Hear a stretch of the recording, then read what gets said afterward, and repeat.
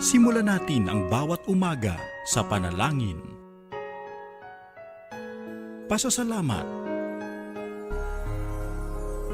pag-asa, at sa salita ng Diyos. Dito lang sa Daylight Devotion.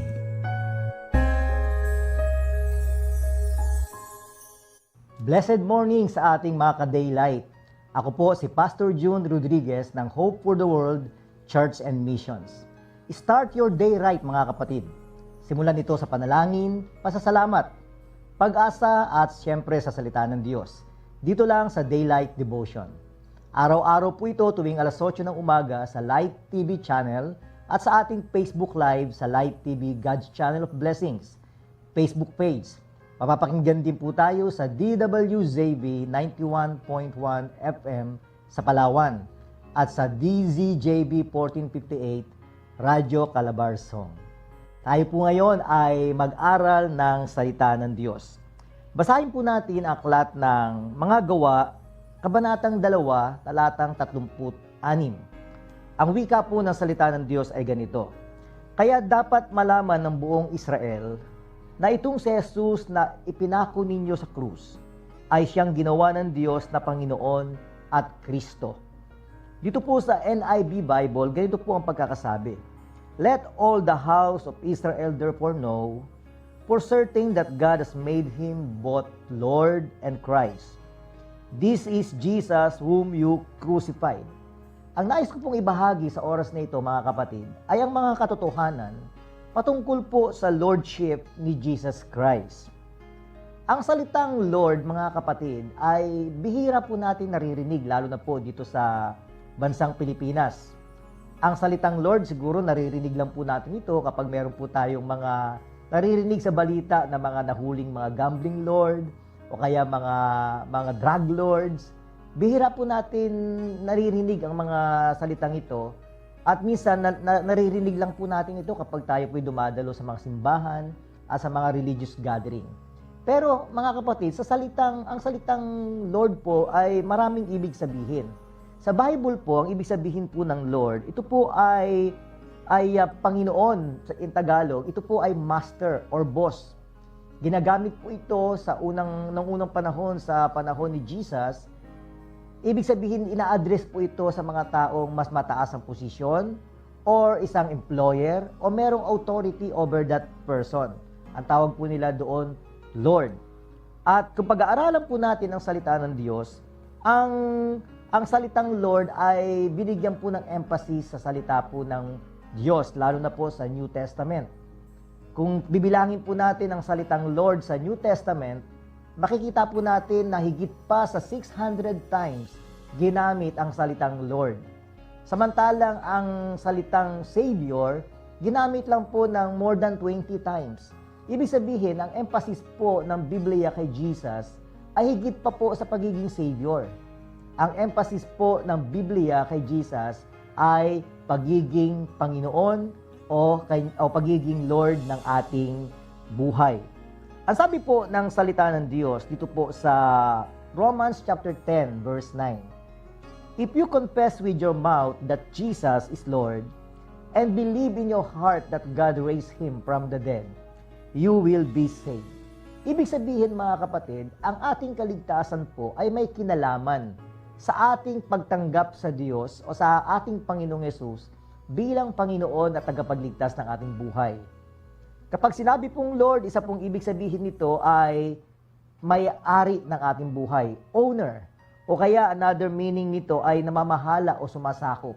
Kaya kapag sinabi mong kinoconfess mo na si Jesus ay Panginoon mo o Lord ng buhay mo, ibig sabihin, ina-acknowledge mo that Jesus is the owner of your life. Kapag sinabi mong si Jesus ang owner ng buhay mo, hindi na po ikaw ang may-ari ng buhay mo. Si Jesus na may-ari ng buhay mo. At dahil doon, wala na po tayong karapatan sa sarili nating buhay. Si Jesus na po may-ari sa atin at siya na po ang nagpapatakbo ng ating buhay. So meaning, all our rights, yung pong ating mga karapatan ay binigay na po natin sa ating Panginoon. We don't have any right or whatsoever. We don't have the right to go wherever we want to go. or we don't have the right to do whatever we want to do. Ang ginagawa na lamang po natin, kung ano ang gusto ng Panginoon, yun po ang ating sinusunod. So, ang kaligtasan po ay dumarating sa ating buhay. Ang kaligtasan po ay nangyayari sa ating buhay when we acknowledge Jesus as the Lord of our lives. Ibig sabihin, we are giving up everything.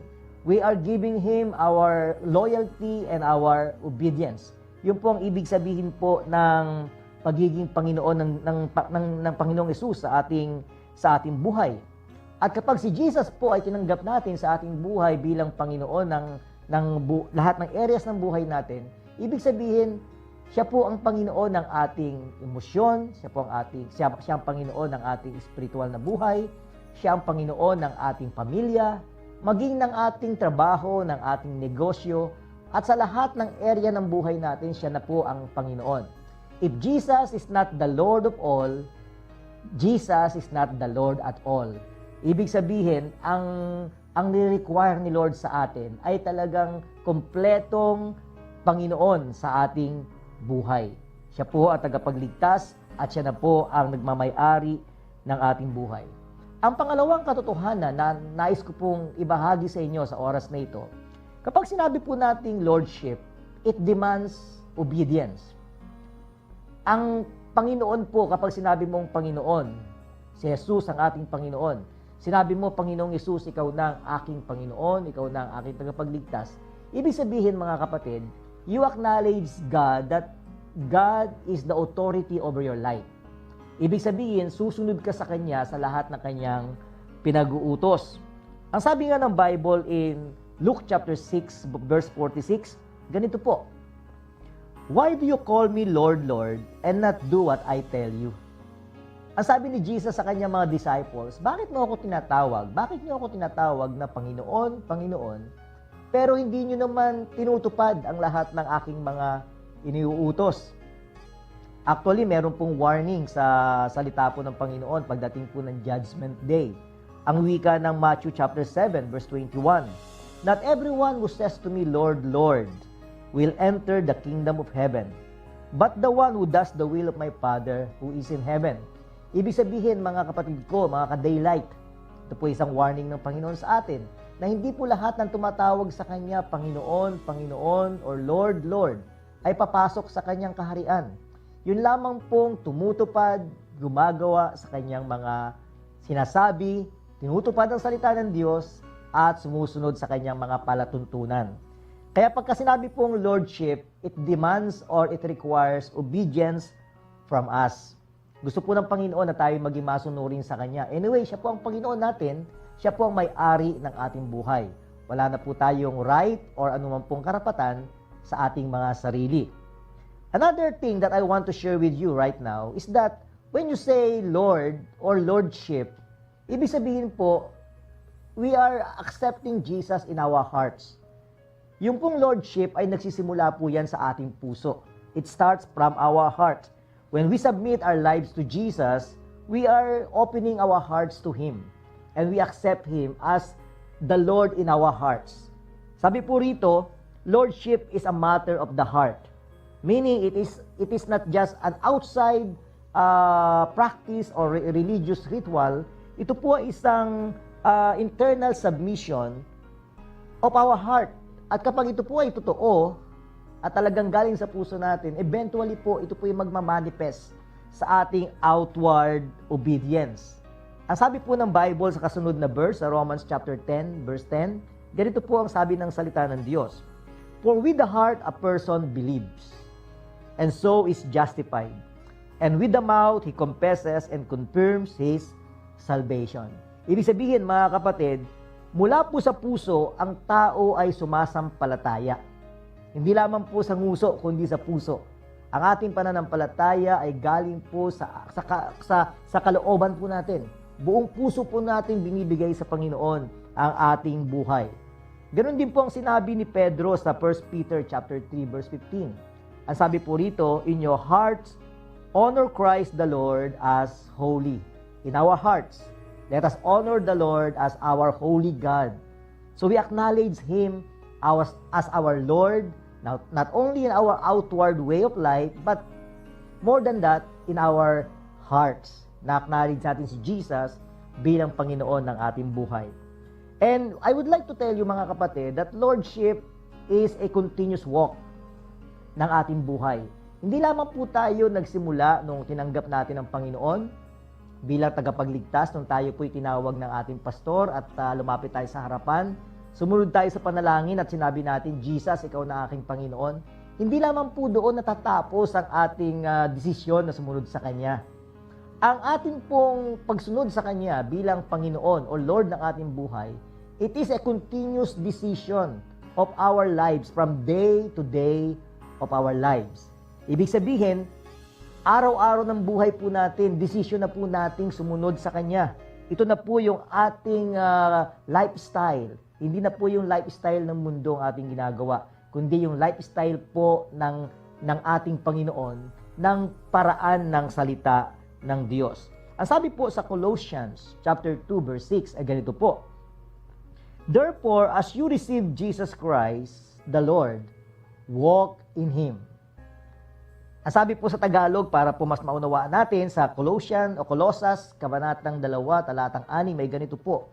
Yamang tinanggap na natin si Jesus bilang Panginoon, mamuhay kayo sa paraang karapat-dapat sa Kanya. Ibig sabihin mga kapatid, ang ating pong kaligtasan ay hindi po natin ina-attribute dun sa ginawa natin nung tayo po ay first time na tumanggap sa Panginoon. Ang ating kaligtasan mga kapatid ay ina-attribute natin doon sa ating pananampalataya sa pang-araw-araw nating buhay. Ang pagtanggap sa Panginoon na hindi po isang minsanan lamang. Ang pagtanggap sa Panginoon ay ginagawa po natin for the rest of our lives. Ibig sabihin, mula po nang tayo tumanggap sa Panginoon hanggang ngayon, habang hindi po tayo kinukuha ng Diyos, habang tayo nabubuhay pa sa mundo, tayo po ay patuloy na lumalago sa ating pananampalataya dahil we always acknowledge God, acknowledge Jesus as the Lord of our lives. Lordship is not having a one-time experience with God. It is a developing your lifetime devotion and walk with God. Ibig sabihin, the more you acknowledge God in your life, the more you read His Word, the more you learn from Him, the more you will fall in love with Him. And the more you fall in love with Him, the more you obey Him, and the more you will submit yourselves to Him. Napakahalaga po nito. Dahil marami pong mga Kristiyano ngayon, mga kapatid, akala nila meron silang kaligtasan. Pero pagdating po doon sa Judgment Day ng Panginoon, magugulat po sila at sasabihin sa kanila ng Panginoon, hindi kita nakikilala. Malis kayo sa aking harapan. Hindi lahat ng tumatawag sa akin Panginoon, o Lord, Lord, ay papasok sa aking kaharian. Yun lamang gumagawa ng aking kalooban sa langit, sa aking kalooban ng Ama sa langit. Maaring sinasabi natin, Pastor, tinanggap ko na si Jesus bilang Panginoon ko. Tama po yun. Yun po ang unang paraan. At yun po ang pinaka-entrance po natin sa Kingdom of God. Pero po ang pagtanggap sa Panginoon, ito po ay pang-araw-araw na desisyon ng ating buhay. Ang ating kaligtasan, mga kapatid, ay hindi po dahil tinanggap natin si Lord 10 years ago or 5 years ago. Ang ating kaligtasan ngayon dahil tinatanggap natin si Jesus ngayon bilang Panginoon at tagapagligtas ng ating buhay. Kaya mga kapatid, sa oras na ito, bago po tayo manalangin, nais ko lang pong tanungin kayo ng ilang katanungan. Meron pa po bang mga bahagi ng buhay natin, mga areas of our lives na hindi mo pa po sinasubmit sa Panginoon? Are there areas in your life that you have not yet submitted to the Lordship of Jesus Christ? Maaaring ito ay pamilya mo, emosyon mo, pananalapi mo, o trabaho mo, o whatever. Basta mahalaga, ang ating buhay nasa ilalim na po ng panunungkulan o pamamahala ng Panginoon. Meron pa po ba sa buhay natin na hindi pa natin sinasubmit sa Panginoon? Maaaring yung relationship mo, hindi pa po nasa ilalim ng pamamahala ng Diyos. Ikaw pa po ang nasusunod. Maaaring yung oras mo. How about your finances? Your job, your work, or any area of your life na maaaring hindi pa nakapailalim sa panunungkulan o pamamahala at pananakop ng Panginoon. Ito na po ang oras para po ibalik natin sa Panginoon ang ating pagtanggap sa Kanya. Tatanggapin natin si Jesus bilang Panginoon at tagapagligtas ng buhay natin. At ito po ang simula ng ating journey sa ating pananampalataya. Kung nais mo, kapatid, na tanggapin si Jesus sa buhay mo at magkaroon ng tunay na relasyon sa Kanya, nais kitang samahan sa isang maiksing panalangin. Tayo po ay manalangin sa Panginoon. Aming Panginoon, sa oras na ito, dalangin ko po ng aking mga kapatid na nakasama sa aming daylight devotion. Dalangin ko po, Panginoon, na anuman po ang kanilang ginagawa, nasan man sila sa oras na ito, abutin mo po sila ng iyong mahabang kamay, ng iyong makapangyarihang kamay. At lahat po ng kanilang pangangailangan ay ikaw po ang magtugon, Panginoon. I pray, O God, that you bless them, O God, and open their hearts. And I pray, O God, that you convict them and make them decide, Lord God, to make you the Lord of their lives. Kapatid, sa oras na ito, tanggapin mo ang Panginoon bilang Panginoon at tagapagligtas ng iyong buhay. Ito po ang aming panalangin, Panginoon, sa pangalan ng Panginoong Hesus. Kapatid, sa oras na ito, kung talagang tinanggap mo ang Panginoon sa buhay mo, at kung talagang si Jesus na ang may-ari ng buhay mo, wala ka pong ikakatakot anuman po ang mangyari sa iyo mula sa oras na ito hanggang sa pagdating ng Panginoon. Meron po tayong assurance that God will save us. Bakit? Hindi na po tayo may-ari ng buhay natin. Si Jesus na po ang may-ari ng buhay natin. At kung si Jesus na po ang may-ari ng buhay natin, wala po tayong ikakatakot. Siya po ang magpe-preserve sa atin, siya po ang magbabantay sa atin. Kaya sa oras nito, mga kapatid, maraming salamat po. At ako po'y naniniwala na tayong lahat ay pinagpala ng ating Panginoon. Napakabuti po ng Panginoon natin. And right now, I pray that the Lord will bless you and that the Lord will keep you and preserve you habang tayo pong lahat ay patuloy na dumadalo ng ganitong mga pagtitipon. Kaya sa oras na ito, I'd like to end in a prayer. Lord, I pray that you bless each one of us right now in the name of Jesus. Lahat po ng aming mga kasama, kapatid, kapartner sa aming pong daylight devotion. Lalong-lalo na po ang channel na ito. Ikaw po ang magpala, Panginoon. Pagpalain mo po ang lahat ng gawa ng kanilang mga kamay. At nawa, Panginoon, patuloy po nilang matagpuan ang sarili po nila. Nasa gitna lamang ng iyong banal na kalooban.